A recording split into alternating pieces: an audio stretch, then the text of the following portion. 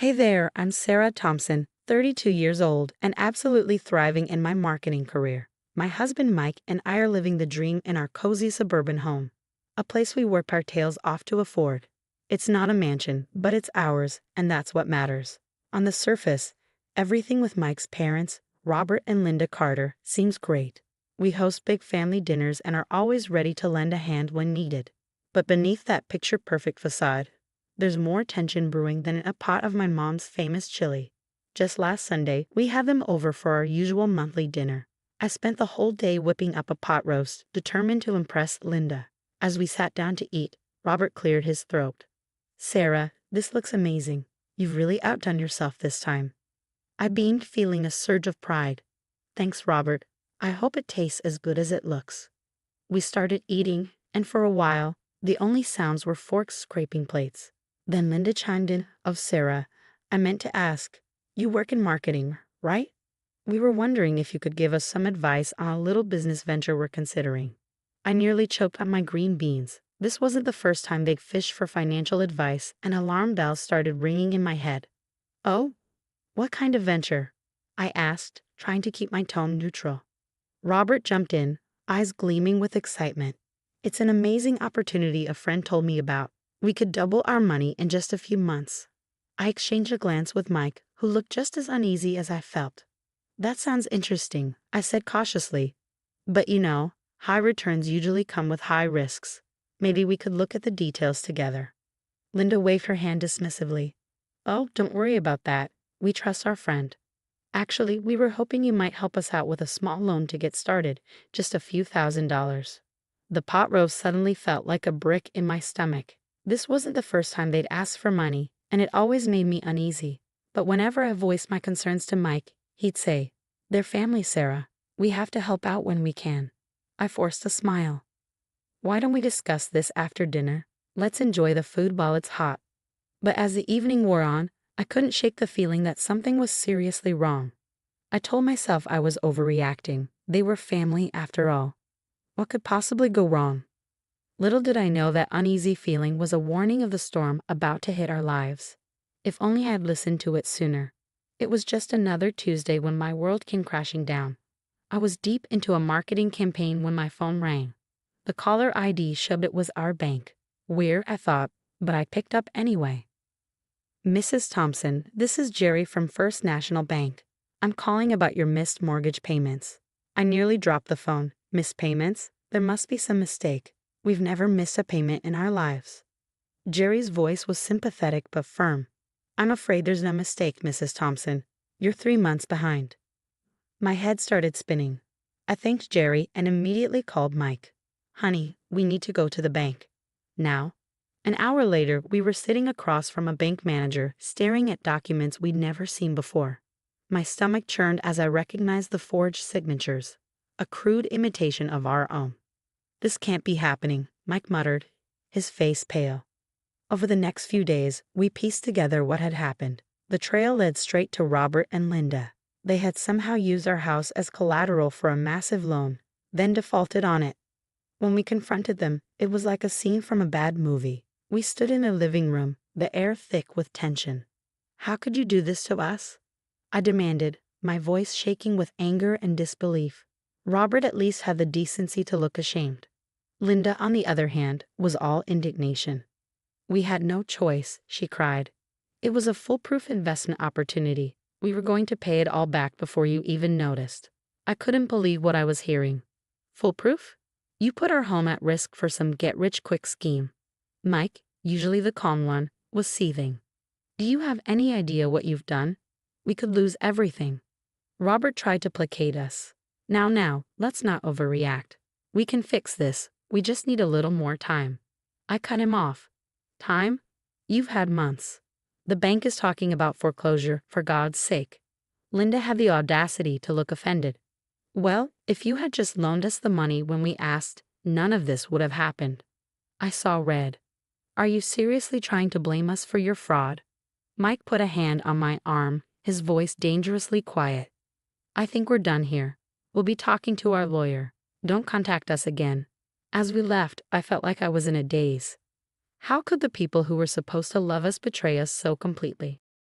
Back home, the reality of our situation hit me like a ton of bricks.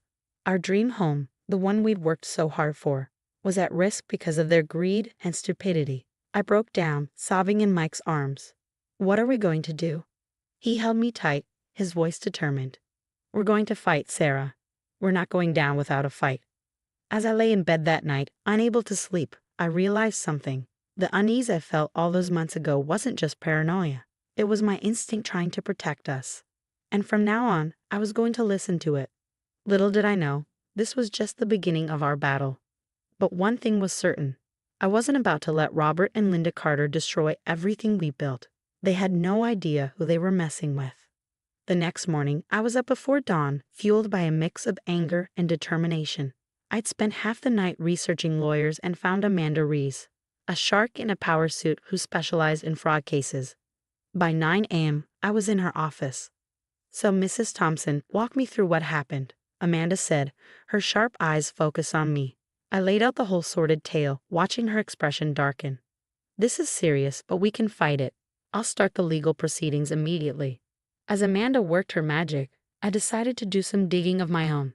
I started with a call to Mike's cousin Tom. Sarah, what's up? Tom, I need to ask you something. Have Robert and Linda ever asked you for money? There was a long pause. Yeah, they did. I lost my entire savings in some can't-miss investment opportunity. Why? My heart sank. You're not the only one. Over the next few weeks, I uncovered a trail of financial destruction. Aunt Martha, our old neighbor Jim, even Linda's own sister, all victims of the Carters' schemes. I gathered statements, documented losses, and built a case that made my blood boil.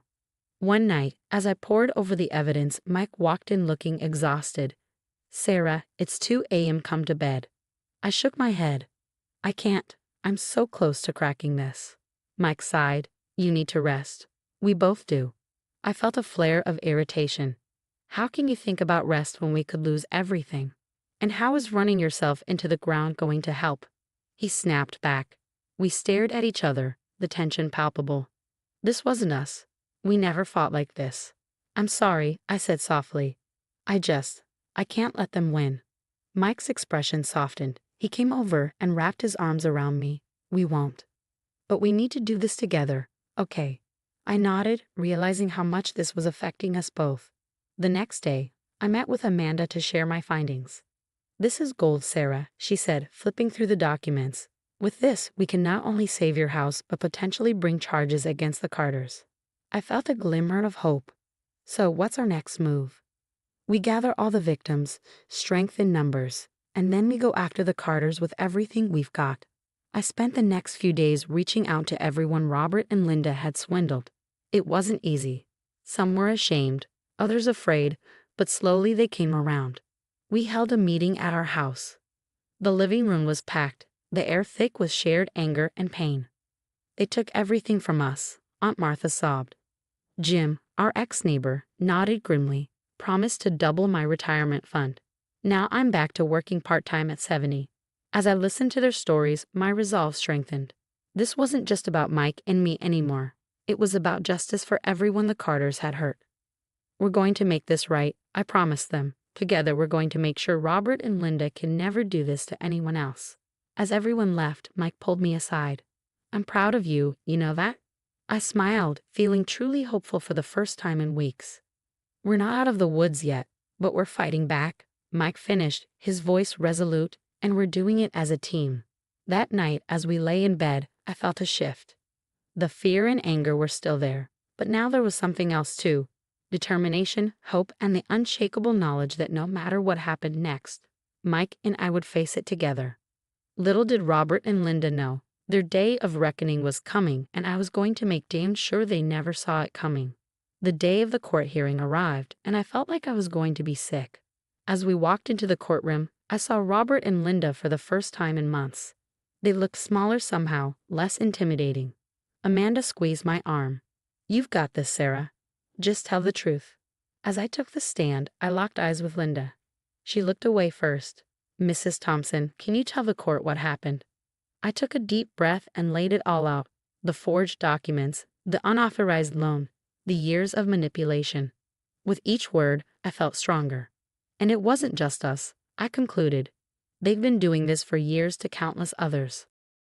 The defense tried to paint it as a misunderstanding, but Amanda was relentless. She brought forward victim after victim, each story more damning than the last. Halfway through the proceedings, a commotion erupted in the gallery. A man I didn't recognize burst in, waving papers. "Your Honor, I have information relevant to this case." Turns out, karma had perfect timing. The Carters' foolproof investment had just imploded spectacularly, taking what was left of their money with it. As the judge reviewed the new evidence, I watched Robert and Linda crumble. It was over, and they knew it. The verdict came swiftly. Not only did we keep our house, but Robert and Linda were facing serious jail time and multiple lawsuits. Outside the courthouse, Mike hugged me tight. "We did it, Sarah. It's over." But it wasn't over, not really. As we drove home, I couldn't shake the faces of all the other victims. "Mike," I said suddenly, "I want to start a support group for people like us who've been victims of financial fraud." He smiled. "I think that's a great idea." Over the next few months, we rebuilt our lives. We cut all ties with Robert and Linda. Last I heard, they were serving time in separate prisons. Good riddance. Our support group grew quickly. Every week, we'd meet in our living room, the same room where this whole nightmare started, but now, instead of tension and betrayal, it was filled with hope and healing. One night, after everyone had left, Mike found me staring out the window. "Penny, for your thoughts." I turned to him, feeling a wave of gratitude. "I was just thinking, as horrible as this all was, I'm almost glad it happened." He raised an eyebrow. "Really?" I nodded.